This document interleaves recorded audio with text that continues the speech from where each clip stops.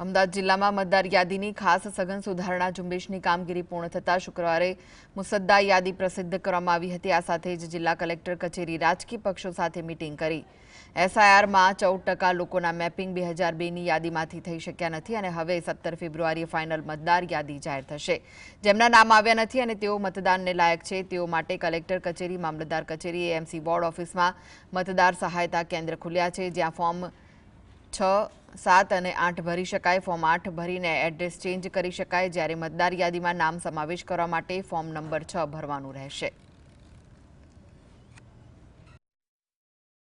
मतदार थवानुं एनुं नाम न रही जाए एना माटे मतदार सहायता केन्द्रोनी पण आपने स्थापना करवामां आवी छे।